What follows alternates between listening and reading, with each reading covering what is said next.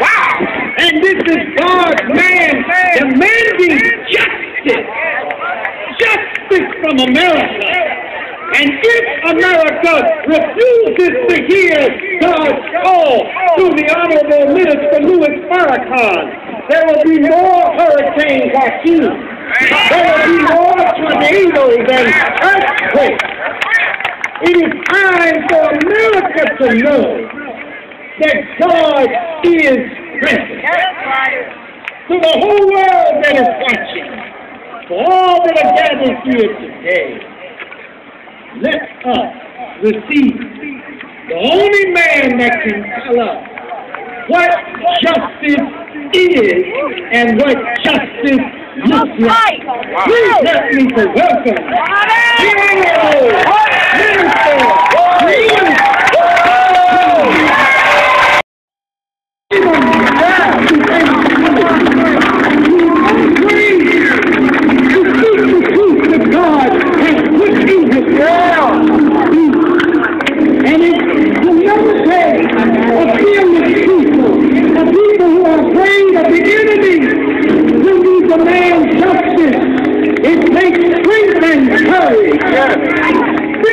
the Honorable Minister Louis Farrakhan, a man given to us by God himself.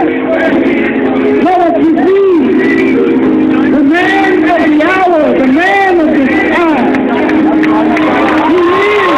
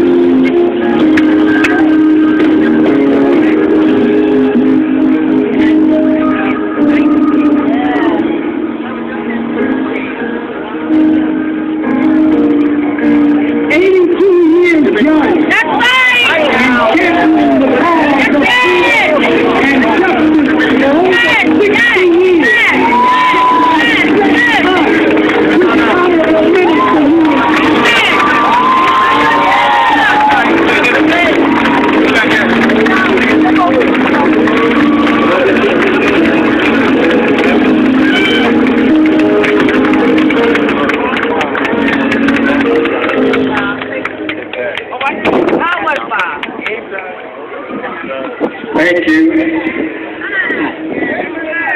Assalamu alaikum.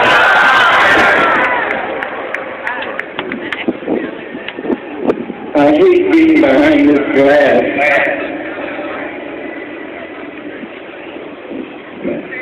In the name of Allah, the Beneficent, the Merciful, we give Him praise and thanks for all of His prophets and the scriptures which they brought. We thank Him for Moses and the Israelite prophets that gave us the Torah or the Old Testament. We thank Him for Jesus, who gave us the Injil or the Gospel, and the apostles that gave us what is called the New Testament. We thank Him for Muhammad ibn Abdullah, through whom the last revelation to humanity before the judgment of this present world, that book is called the Holy Quran. I am a student of the most honorable Elijah Muhammad, and I could never thank Allah enough for His merciful intervention in our affairs, in the person of Master Farz Muhammad, the great Mahdi, who is in the world and is championing the liberation struggle of our people, particularly in the United States of America, I greet all of you, my dear and wonderful brothers and sisters, with the greeting words of peace. We say it in the Arabic language, Assalamu alaikum. First, I want to say to all of you, I am honored beyond words to be here, standing on this rostrum in front of this hallowed building, in front of I don't know how many, I'm not going to guess, but I thank Almighty God, Allah, for every single one of you that decided to answer the call to demand justice for Al. I watched the program in my hotel room, and I want to say how happy I am to be a part of such a great showing of unity of the Aboriginal people of our planet. I want our Native American families and Brother Nightwolf, my brother, I'm sorry that they cut you a little short, but I want you to know how favored you are as a Native American giant standing for his people. The native people who came in their native dress, this is not like going to a football game with the Redskins. They are not here as some mascot. They are here because they are the original owners of this part of the earth, and we honor them with the honor that they are justly due.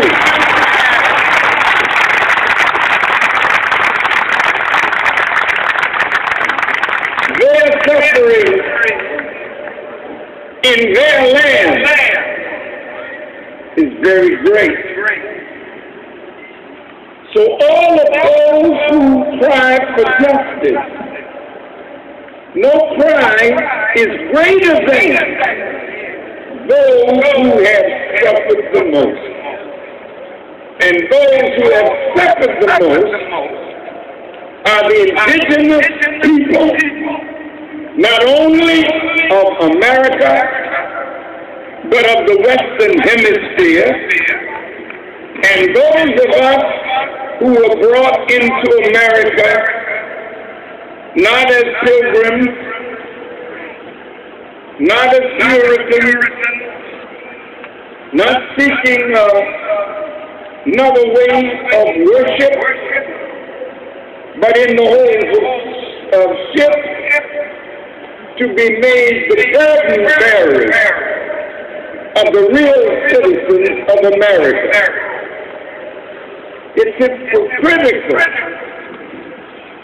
for us to say that we are citizens, and we are still trying to get civil rights, while at the same time we are denied the human right of self-determination. I'm honored to be here in front of this great house that was built by black slaves. So I don't think I'm encroaching on any American by standing on the ground that was paid for with the sweat and the blood of our ancestors. I'm honored to be here and am grateful to Congressman Danny Davis for having shepherded through both houses a joint resolution that allows us to be on the Capitol steps.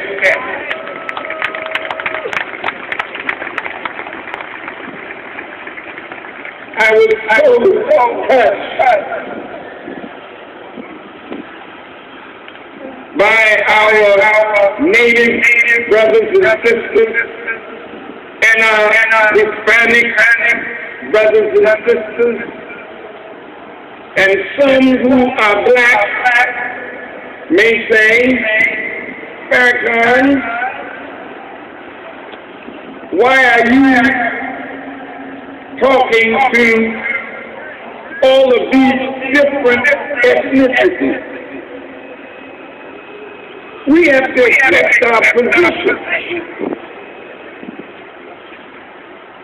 I love my sister and those standing with her who champion the cause that Black Lives Matter.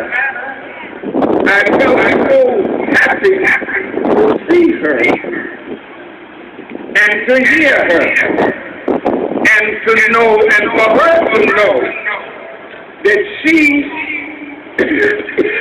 and Black Lives Matter are welcome, have a cherished spot because they represent the future leadership. These are not just young people who happen to wake up one morning. Ferguson ignited it all. So all the brothers and sisters from Ferguson, all the brothers and sisters that laid in the streets, all the brothers and sisters that challenged the tank, we are honored that you have come to represent our struggles and our demands. Again, I'm grateful for the choir that sung and the brothers and sisters that sang.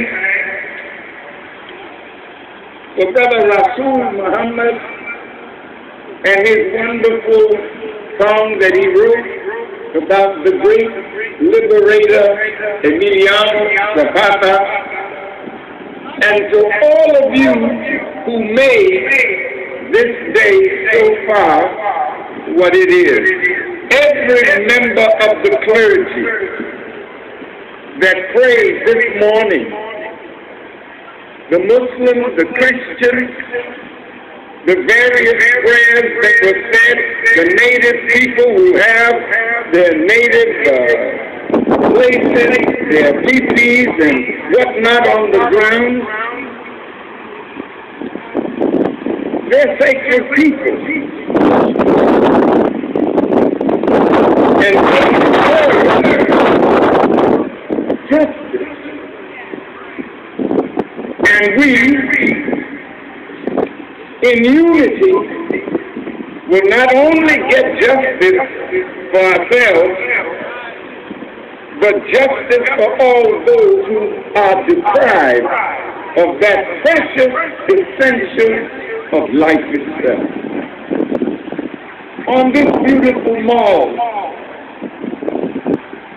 which was a slave center hundreds of years ago, right here, down this mall, there used to be slave pens. And in the movie 12 Years a Slave, the black brother was brought here,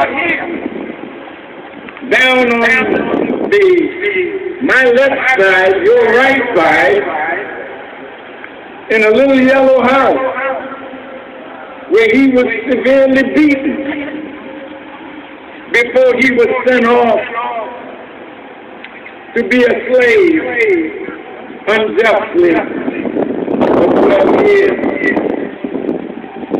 I feel the cry of our ancestors, the pain of those on whose shoulders we stand.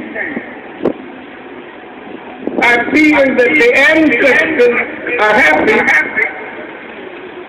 that a young generation has arisen. I saw the faces of the young in line trying to come in, and they made it, I guess, safe, but they made it difficult. But the young stood in their place until they could get in, because that's who we work for. We who are getting older, and I'm speaking now of myself and my generation, what good are we if we don't prepare young people to carry the torch of liberation to the next step? What good are we if we think we can last forever and not prepare others to walk in our footsteps? So to the young that are here, we honor you. We know who you are, and we will not forsake our duty to you. There are some elders that are not worthy to pass on the legacy of their cowardice to our young people. Our young people will not listen to those made in America, made by America, and want to bow down in America to that which has given them help. These young people are looking for fearless leadership, but leadership that cannot be bought. Leadership that is willing to sacrifice its life to see a better future for our children. I'm honored that my brother and friend, Father Grega, is here, who is a great fighter in Chicago. I'm honored that Torah Master Barry is here, and I thank Allah for her and her dear departed husband who really showed us the way. I thank Allah for all of you who want to sacrifice in some way to make a difference. There can be no freedom, no justice, no equity without the willingness of some to sacrifice for the rest. What good is life if we're not free? What good is it to be alive and every day that you live you see your people suffering? What good is it to continue in life under tyranny? So there must come a time when we say enough is enough. It must change. And I am willing to do whatever it takes to bring about that change. I thank Allah for Brother Mankandal from Haiti and Brother Vladimir from the Dominican Republic, two great brothers that Islam has brought together, but the machinations of white supremacy is trying to keep apart. Haiti and the Dominican Republic used to be called Hispaniola, and it's the first place that the wicked one, Columbus, set his feet. Tomorrow they say it's his birthday. I think it's tomorrow, or the day after, Monday. But no indigenous people want to celebrate. A man who came and dislodged them. A man who came seeking a new route to India and ended up in America.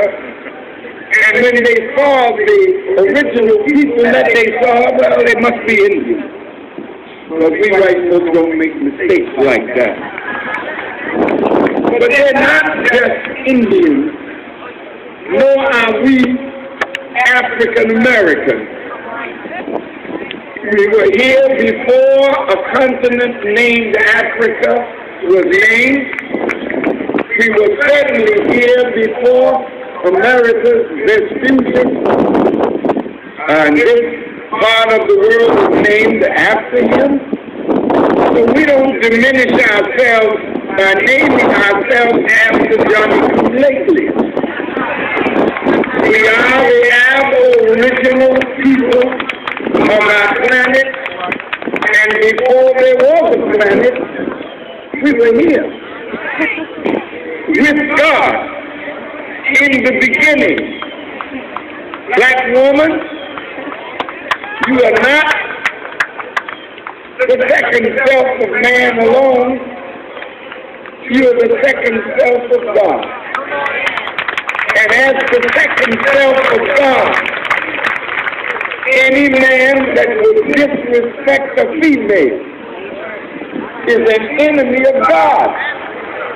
Because she is the greatest gift from God to man.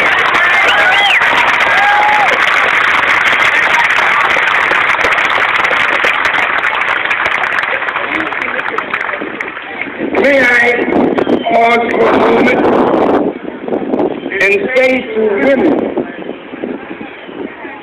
your language must change as to how you address yourself. You should never call another woman a bitch. Get that word out of our language. No female is after God. Every female is after God. So all of you, black men that like to use such words, pull it out of your tongue before your tongue is pulled out of your head.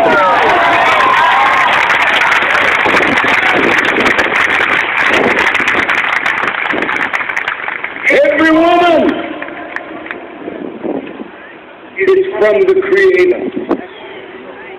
Her womb is the workshop of God.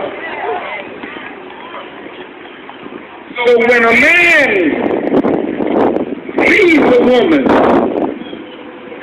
he should bow honor to her. The Native Americans can teach us much in the respect of women. I've been up on the reservations, I've been in the Anuti, I've been to some of this area. And the Native people, the men, draw blood, hanging from trees and carrying skulls of animals in dirt attached to the flesh of their back, in tremendous pain until the flesh snaps and blood pours out. the native people do that to pay honor to the woman. For she is in labor, enduring the pain of death to bring forth new life. And there's always a show of blood before the birth. So the man is trying to equal himself up to the woman. That means that the native man, you disrespect your female, you have lost your way. And any black man under the sound of our voice, any red man, any yellow man that will traffic in women and girls, you are worthy of death itself.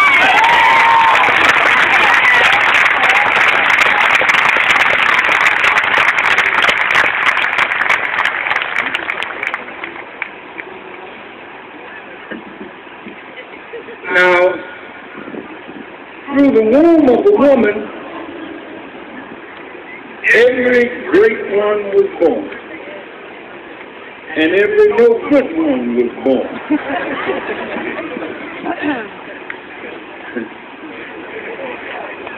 But my dear sisters who are here today, if you are expecting, I would love for you to place your right hand over your womb. And I want to ask Allah that every woman who is pregnant, that she would bring her child to term. And I pray that that child will be a warrior for a brand new world. And that brand new world will come out of the womb of women with strong men as their protectors. Now it is your body. You can do with it as you please. But it would be so tragic if the next sitting bull was aborted. It would be tragic if the next Malcolm X or Martin Luther King or the next Moses or Abraham or Jesus was flushed away. You don't know who your child is going to be. If you are wise, your child could be the answer to your prayers. Why do you pray, brothers and sisters? You pray that things would be made better. You whose fathers or mothers or cousins or aunts have died from cancer, don't you want to see a cure for such a disease? That cure is not coming out of the sky. That cure is coming from the womb of a female that may think she is not important. But out of that womb could come the cure of every disease that humankind is suffering from. There was a strange circumstance around my birth. And my mother did not wish to carry me to term. And in those days, they didn't have abortion clinics. Women who wanted to abort the new life used hangers. metal hangers. My mother tried 3 times to abort my life because the circumstances under which she was pregnant were uncomfortable for her, and she didn't want to face what my being a child, light-skinned,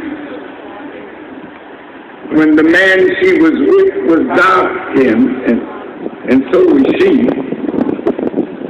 and she wouldn't be able to tell him that I was his. So after the 3rd time trying to abort my life, she said, let it be. And she prayed and prayed for God to come in for what she thought she would have to pay. She didn't know that those circumstances and her prayers went into what was in her womb. She didn't know that her insecurity because of the circumstance made her feel secure in the prayers she was sending up to God. And so she gave birth to a child who knew God from an early age. She gave birth to a child that never in my life did I find refuge in any land. My refuge and my protection was always grounded in my faith in a superior being. So many people wonder, why is Farrakhan so good? It's because I'm free from fear.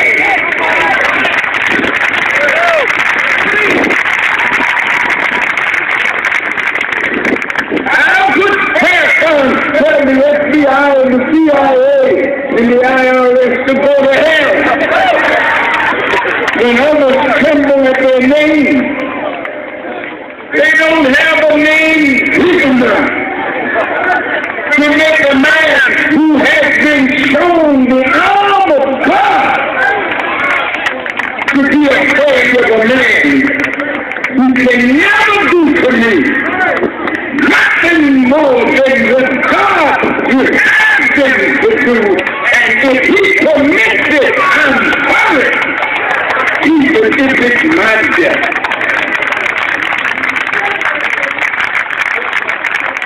Our problem is there's too much fear among us. And fear is what takes a man and makes him a punk.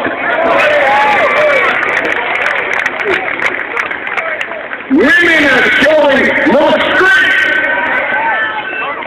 As Sister Ava said earlier,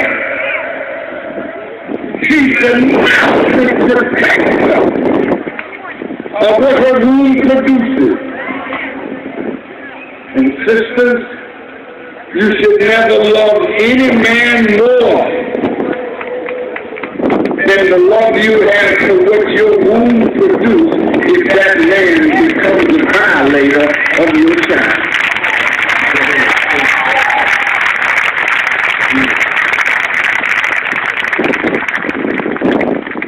Knowing God, not talking God, but knowing God is what takes fear from your heart. A fearful people can't be free. A fearful people will bow down when it appears that the enemy is so strong and we are so weak. As I was preparing this morning to come, I was thinking about us who are preachers. You can quote the song, "The Lord is my strength and He is my salvation. Of whom then shall I fear? Of whom then shall I be made afraid?" But then when the enemy comes and challenges His word, we find him weakening, running away, leaving the sheep to be eaten by the wolves. That's why Jesus said, "I am the good shepherd." The good shepherd will lay down his life for the sheep. Any man in leadership that is not willing to give his life for the flock that supports him and feeds him and clothes him is not worthy of being a leader.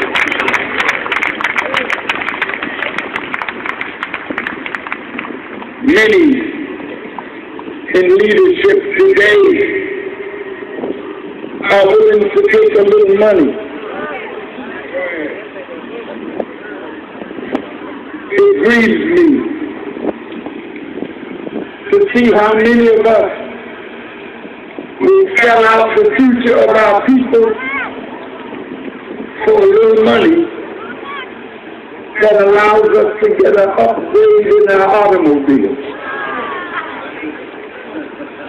or an upgrade in our suit or shoes. And I ask myself the question, when will corruptible put on incorruptible? Because all corruption is an enemy of the progress of man. All corruption, all deviation from honesty and integrity. You say, "Well, Farrakhan, honey, my God, what are you saying?" I'm saying that if you love God with all your heart, soul, mind, and strength, and love your brother as yourself, nobody could give you enough money to make you betray yourself as well as your brother or sister. When I first started rebuilding the nation of Islam in Chicago, a man came to me and said, "Farrakhan, everybody got a price." I wondered who he had met. That everybody that he knew had a price. I said, "But this man don't have a friend." Nowhere. Because a friend will never betray his friend.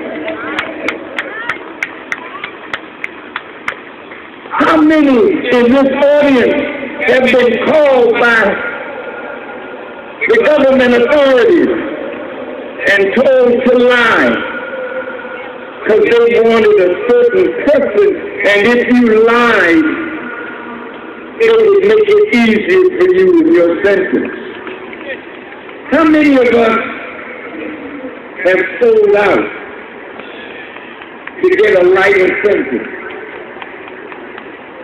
and made your brother who was innocent a victim of the justice system that is unjust by telling lies?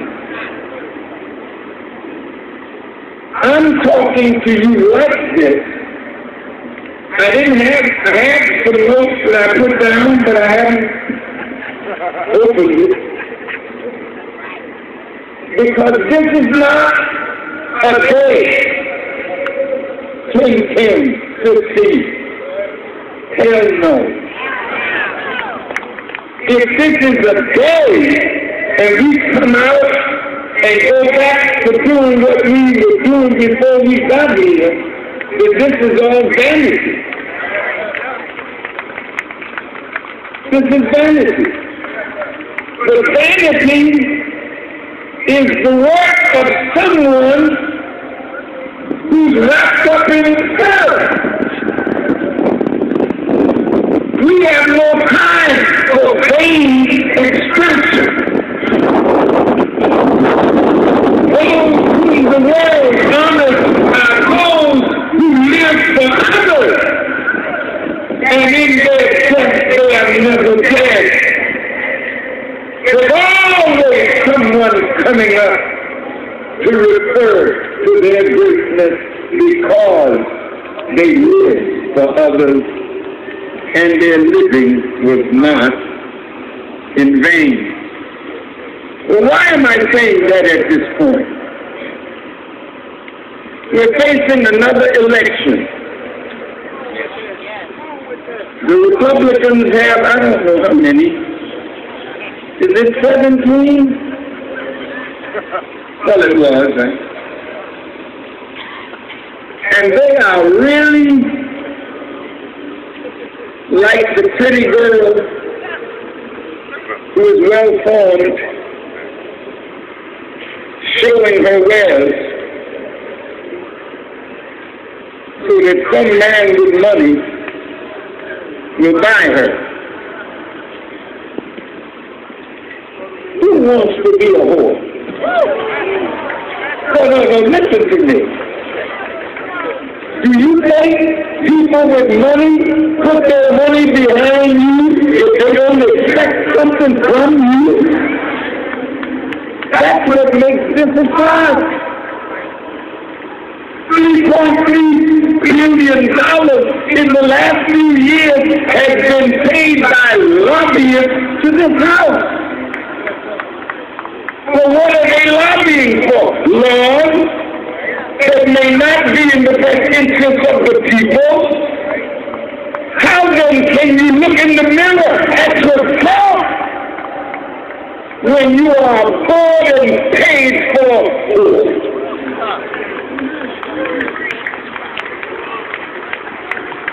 And then what do you get for being a whore?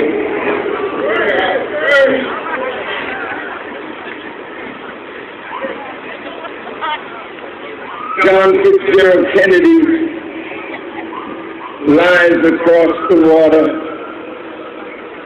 in a beautiful grave with an eternal flame. And John Fitzgerald Kennedy had a beautiful home. He had boats. He had so much material wealth. But the end is the same.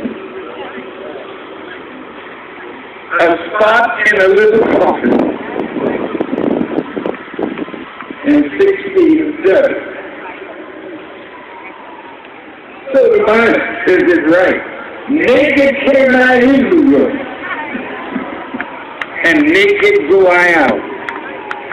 So what are you lying and cheating and stealing for? To give something to your children who, if you lied and cheated and stole to get what you got, you couldn't teach them value. So all that you left is squandered by ignorant children. Don't you think it would be better to be like Dr. King? I'm very serious now. He didn't have a lot of money. He could have if he were a sellout. Malcolm didn't have a lot of money. He could have. Great ones don't amass wealth to leave the children. Great ones amass wealth to leave the institutions that live after they're dead and gone. The grave is waiting for every one of us that are gathered here today. So why are you saying this, Farrakhan? Because this is not a moment, as my sister said. This is a movement. I'm going to say it again. This is not a moment. This is a movement. When the brothers and sisters arose in Ferguson, you didn't have any money. You had a principle. A principle that you were willing to suffer for, that you felt was bigger than yourself and your life, and the withstanding of pain. But all of a sudden, the enemy comes with money. If we give you this, will you come out of the street? And some of us, we're all poor, but some of us see that as an opportunity. So the movement begins to die the moment those who lead the movement take money as a bribe to stop hurting a force that you're coming against. The demand for justice demands integrity. The demand for justice demands selflessness. The demand for justice is bigger than all our lives. So the demand for justice must give us the will to wish to sacrifice our life, because the many are greater than the one.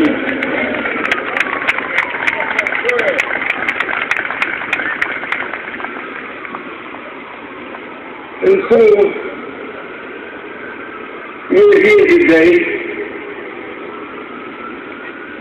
I have some hard truths to say,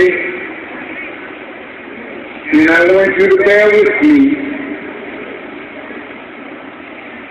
because I want to show you why there's no government on this earth, not one, that can give the people what the people desire of freedom, of justice, and equity. Look around you, brothers and sisters. Look at the trees. Look at the flowers. Look at the bushes. All of it starts with a seed. A simple seed. Seeds come in colors, different colors and shapes and sizes. But a seed hides what God has put within it. Until and unless the seed is placed in the proper environment. So all these lovely living things that are around us, all of them start from a seed, and that seed is planted in the earth. It is nurtured by water and that magnificent sun. And then the seed swells and bursts, sending a root down. And then a shoot comes up. And then what was within it manifests itself. And it is then a glory of God, its creator. You all started, we all started from a sperm. a seed. God is not wasteful. 100 million sperm may be released at one time. Some even say 1 billion. But only one can fertilize that egg. Oh God, if you're not wasteful, what happens to the other sperm? What do we do with it? That sperm becomes food for the new life. We have a farm, and every time we're sowing seeds to raise a crop of beans or corn or whatever vegetation we desire, the bird sense seeds are being sown. So you see the birds collect over the land. If the seed doesn't go deep enough, the bird flies down and the seed becomes food. God wastes nothing. But you are a seed. I am a seed. We have not yet been placed in the proper spiritual or physical environment that would cause the seed to swell and burst and let what is within come out, that we could say, I am a part of the glory of God.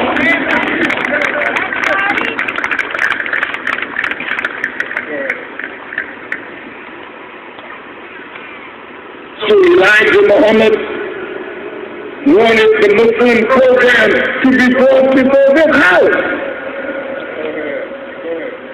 I don't know anybody in the house that I could trust to bring his program. So I came to bring it myself as his student. Now, I want you to think about what I'm about to say. This program has been appearing on the back page of Muhammad's Speech and the Final Call since 1961. The Muslim program. You say, well, I don't want to hear that. I ain't no Muslim. Okay. What are you? What are you? If I ask you to tell me your nationality, you'll point to some little spot on the earth that you think defines who you are. That's limited. I'm from Georgia. Good for you. I'm from Mississippi. I'm from Alabama. But I'm from New York. Right. But that does not define who you are.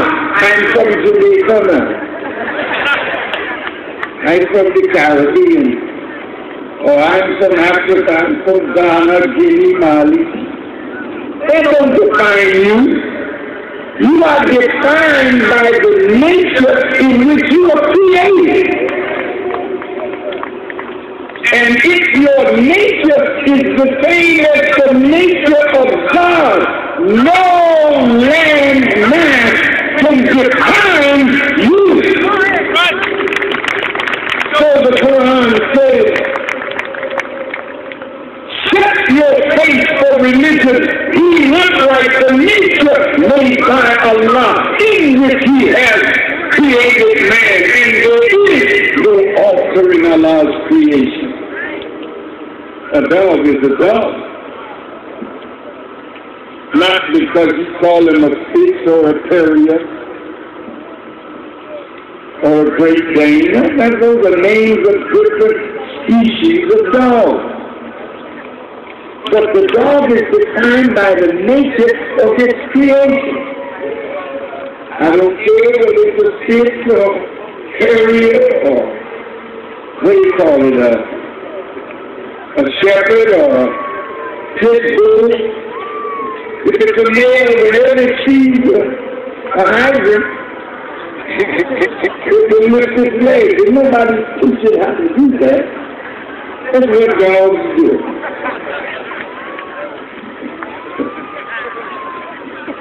If you understand your nature, then you will understand the unlimited possibilities of the human being. God created no human being without depositing in that human being a gift that can be expressed to an excellent degree. That's the nature of God. That's not an excellent trait. It's excellent. It's not an unexcellent bird. It's a bird. It's a worm. It's a flea. It's an ant. It's the sun. It's the moon. It's the stars. It is all an excellent creation from an excellent creator. And you are an excellent creation from an excellent creator. But you have to know yourself and your relationship to God in order to extract what is within and bring it out to the glory of God. Now, a lot of black people that work in this house, listen carefully to what I'm about to say. A lot of black people who have mastered their particular sport or their particular discipline, and they feel excellent. You know, they walk with a certain heaviness and certain pride, and when they come in the room, some of them just suck up the atmosphere. Oh, look at so-and-so, there's so-and-so. As though so-and-so is greater than you, so-and-so. They're only great in your eyes because you have not focused your eyes on the greatness of yourself.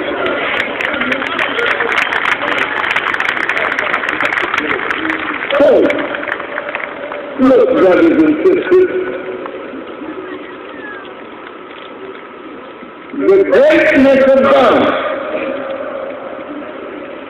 is part of the thing that makes us so dissatisfied with government. You're yearning for something that the government can't give you. You are born to be free. The Muslim program said, we want freedom. We want a full and complete freedom. That's not just what people want. That's what every human being wants. But how do you define a full freedom and a complete freedom? If I'm a seed, and I'm 50 years old and I'm still a seed, have never been planted in the right environment to develop myself, then I don't have freedom. But when I'm free and fully developed, then I have attained a full and complete freedom. So this house give you that. Come on. Well, you don't have it. So what are we petitioning this for? It can't give you what's not in their nature to give you. You just making a demand mother's right to do it, but you know they do. So wait a minute, Craig. Why can't they? Let me show you why. The other day, for the first time, I said, let me go out and visit all the monuments that are on this mall where we as a people will be standing.